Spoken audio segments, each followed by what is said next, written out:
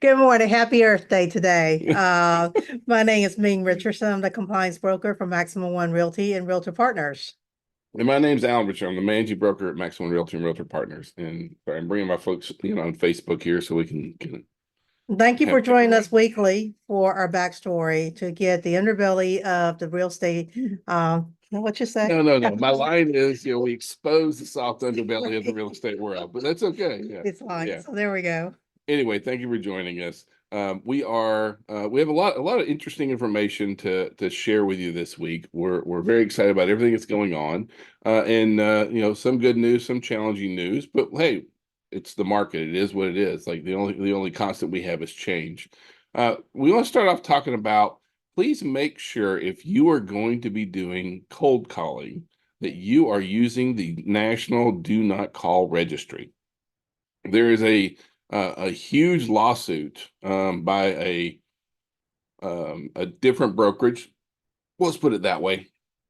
That just got ruled against, and right now there's a $40 million lawsuit out there, and that is before this new one, and so it's a really really big deal. Now, the reason why this is moving forward was they actually had two agents that called someone whose listing expired, and they got 24 voicemail messages in 24 hours.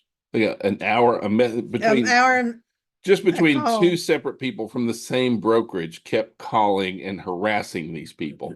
And so like that's not what this is for. And so first of all, make sure that if you are going to do any kind of cold calling, you can log in, use the do not call registry. Several of the phone services automatically integrate with that system to kind of run those checks.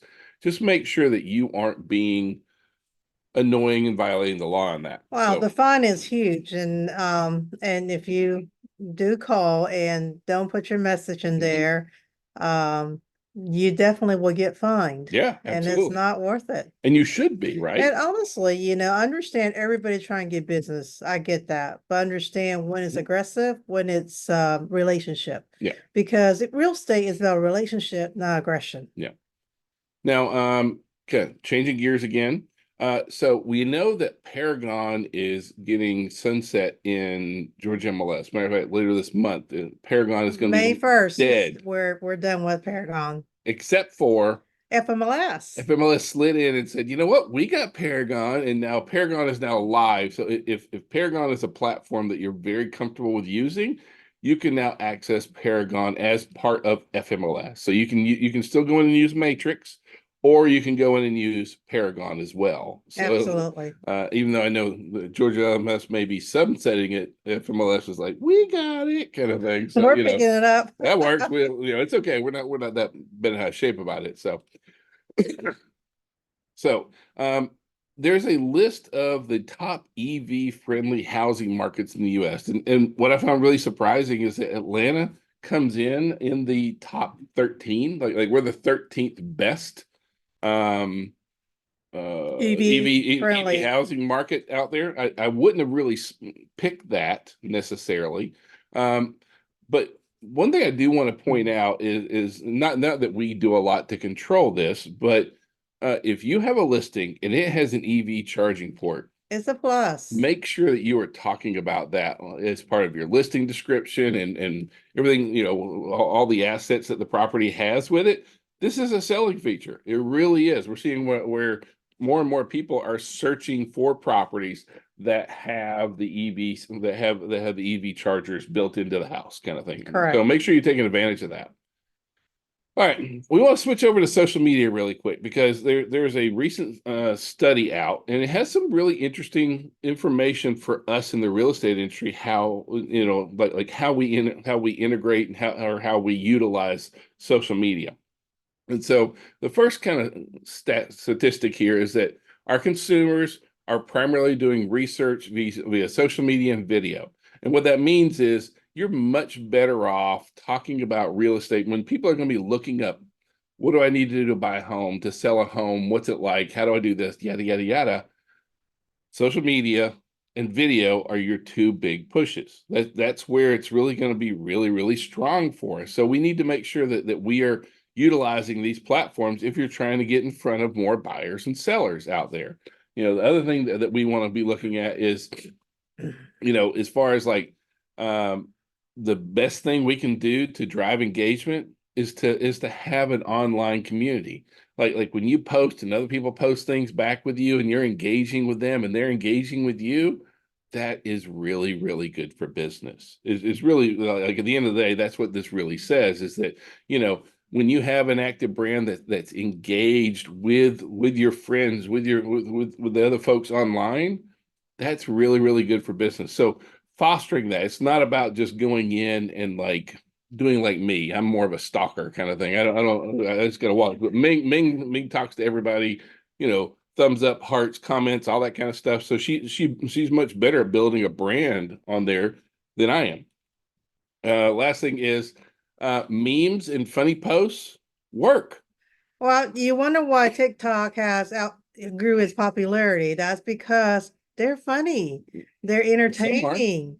Well, some are not. Yeah. But anyways, at the same time, they're just different memes, funny things. So that's why, I mean, I have a friend that when pandemic first started was really addicted to TikTok. They can spend hours on TikTok. Well, that's not what this stat is about. What this But means is that you can be funny on social media, out there, witty, funny, cute works. right, that's Yeah. what we're saying. The funny, Yeah, witty, outperforming, those are the one that gets attention. yeah, exactly. So the Dallas Fed released their affordability index, and you can see it's low. It really is. Affordability is probably one of our biggest challenges right now, and we know it is for our consumers, in particular our first time buyers kind of thing. Right now about almost 40% of renters don't believe that they'll ever own a home. And that's up from 27% just a year ago kind of thing. And homes are too expensive, they can't save for down payment, they can't afford a mortgage payment, those kind of things. And so we know that affordability is a very, very big issue, and I'm not disputing that. However, at the exact same time, guess what we've seen happen to first-time buyers? First-time buyers, as a percentage of sales, is higher than it's been for a couple of years now. Well, I think they kind of realized that for the last couple of years, for those one that are really want to purchase a home, they have saved up. And so they know what to expect and what Well, not to expect to a but certain the extent. thing is that we have to understand that home ownership is important. I know that interest rates, home prices, these kind of things make it challenging for our first time buyers. I don't dispute that. I'm not like trying to be cold or callous. However, we also have to understand how important home ownership is. We need to be the advocates for home ownership, and Absolutely. and that's where wealth comes from. That's where stable households and stable communities come from, is from home ownership. It doesn't come from renting. Like just your satisfaction in life in general is higher for folks who own than for folks who rent. Correct. Relationships last longer in households that own than in rent. I'm not trying to say it's the end all be all, but it is an important factor, and we need to understand how important that is. Even though, there is a lot of challenges. And right now, this past week, what was our big challenge? Interest Interest rate. rate. Interest rates went up over 7 again. And so for the first time this year, interest rates hit 7, and mainly because the Fed is not willing to move on the federal funds rate as long as inflation is staying what they call sticky. They want it below 2, and until it's below 2, they are holding fast. And so, even though it doesn't really change that much, I mean, interest rate, I mean, the inflation's somewhere in the threes, high threes. It's like 3.7, 3.8. And I realize it's not there yet, but the Fed is not budging until they see it moving real steadily towards the 2% range. Now, we have to still try and do some things. Now, one thing that we are seeing out there, and this is advice for our sellers as well as for our buyers out there. There are some properties that are offering assumable mortgages. We have some properties, and if your seller has an interest rate at 3%, It's 4%, incredible.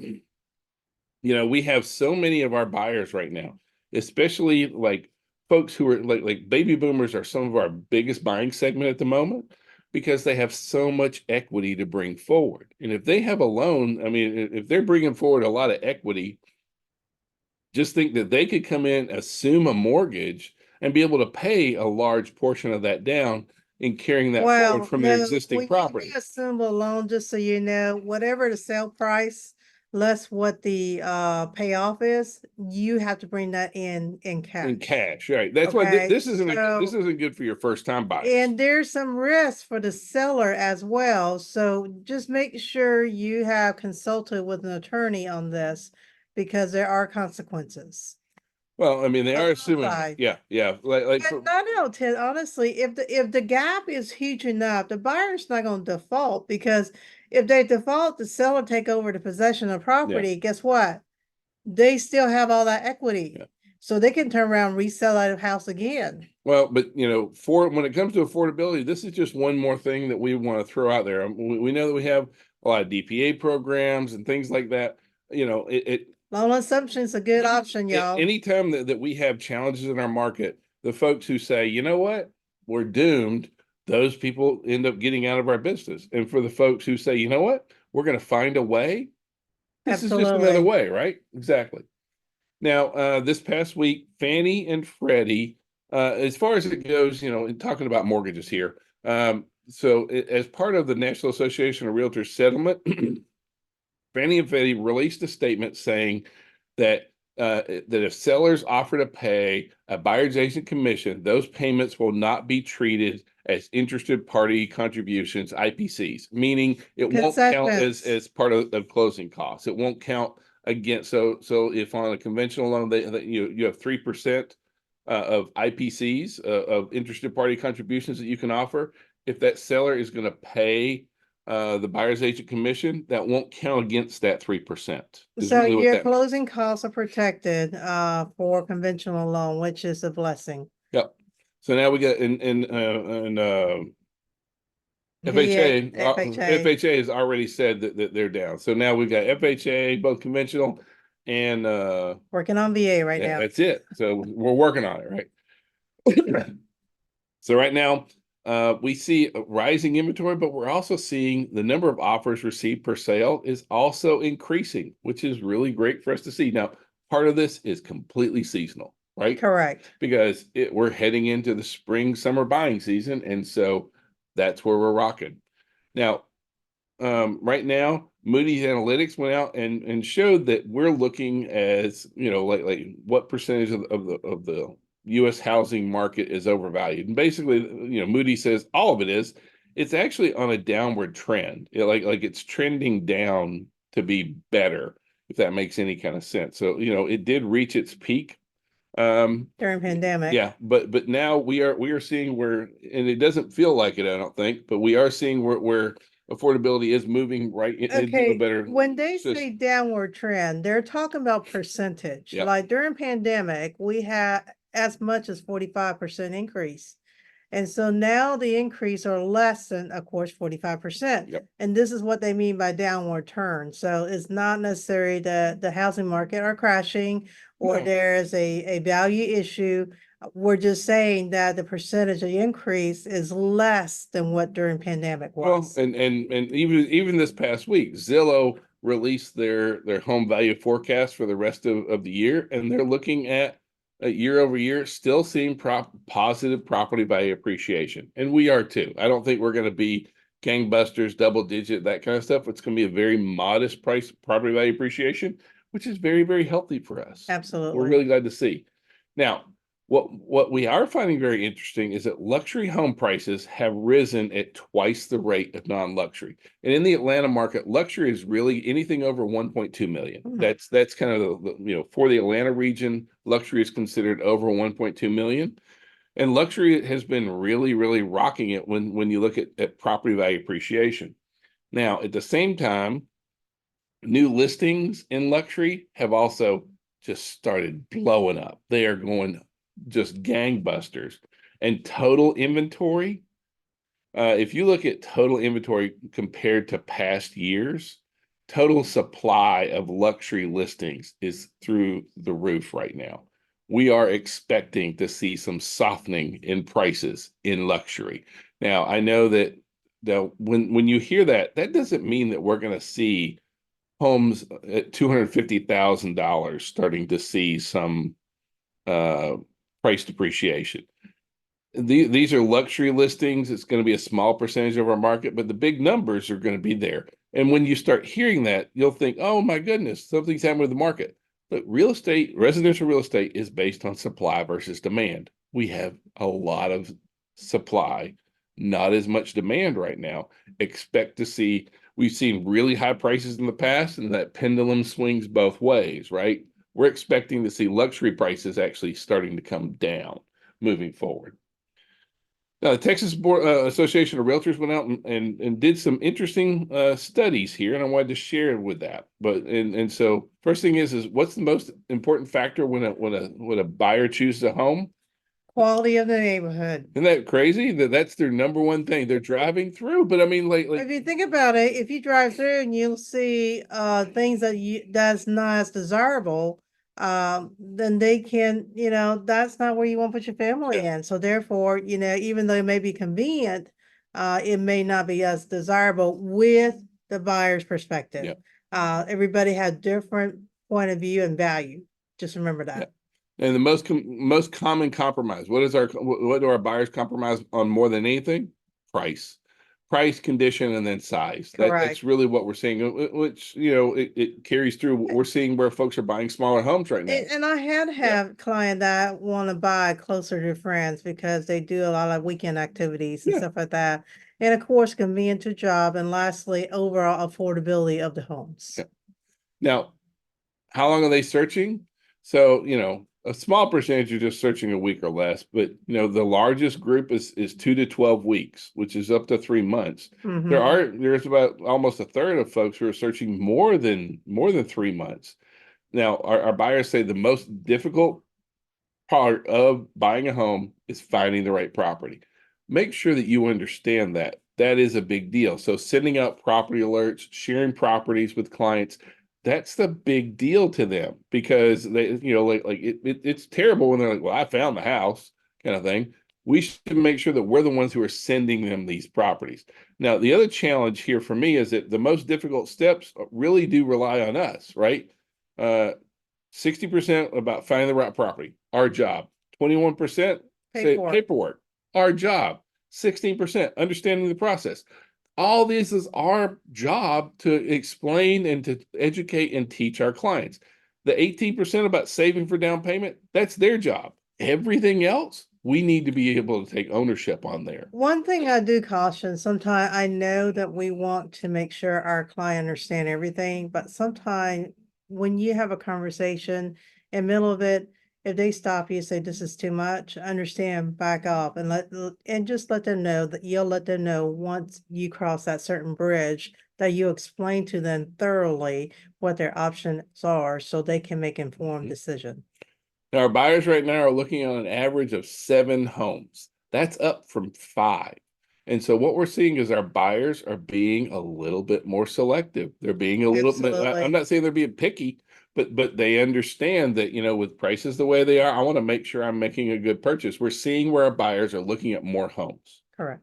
Now, our sellers, no, I'm sorry. What do buyers want from their real estate agents most? Help me find the right homes. That really is kind of thing. Most important factors: experience, honesty, integrity, reputation, those kind of things. It's very, very important. Now, what do sellers want most from us? The same thing that, the top 3 things that sellers have wanted from the real estate agents haven't changed. And that's going to be price my home competitively, help me sell within a specific time frame, and market my property. Market my property, price my property, and help me get in the time frame. Those are always the same. Help them when you walk through the house. Help them with a minimum amount of repairs or whatever it is for the best value of return. Because sometimes a minor deferred maintenance is easy fix, and it will definitely make the house pop against other properties of the same value. Now, how did sellers find their agent? 69% of sellers found their agent from referrals and past clients. referrals and past clients, referrals and past clients, Friends, neighbors, and stuff like that. So referrals. it's about that trust, y'all. Almost 70% of our sellers are referrals and past clients. That's what we need to work on. I see you bumping me there. I know, I'm stressing it. So, right now, as far as like overall property values, Zillow is forecasting, for the next year, still positive value appreciation. Even though we're seeing rising inventory, we're still seeing prices continue to move. It's kind of interesting if you back up a little bit on the Texas and the southern border. It's red, meaning it's experiencing negative value, and I'm baseball right here. I'm assuming is because all the border issue that we have had. Well, I have no idea if that's really but I'm just looking at real the estate's color. local. Yeah. So, I know that Texas, part of my issue with just knowing is that part of Texas's problem was it grew so fast. And anytime that prices go up really, really high, at some point there's a correction. That's true. So now overall, Georgia values have more than doubled in the past decade. This is why people want to own homes. Wealth is built up from home ownership, right? And so you can see that here in Georgia, from 2013 to 2023, 142%. I'm sorry, 145% value appreciation. That's just that, that's a lot. Big deal. That's why that's partly why we buy homes, right? And so now what's interesting is that we are seeing rising inventory, and we're really glad to see it, right? Right now, from last year to this year, we have a 25% in total inventory that we can offer. This is partly why we're seeing more buyers be a little bit more selective. Now, I'm starting to hear some folks out there talking about, well, this is going to cause prices we're going to start seeing negative downturn. But this is where inventory is pre-pandemic. So like before the pandemic hit to now, we are sitting at 40%. We are down 40% on total inventory.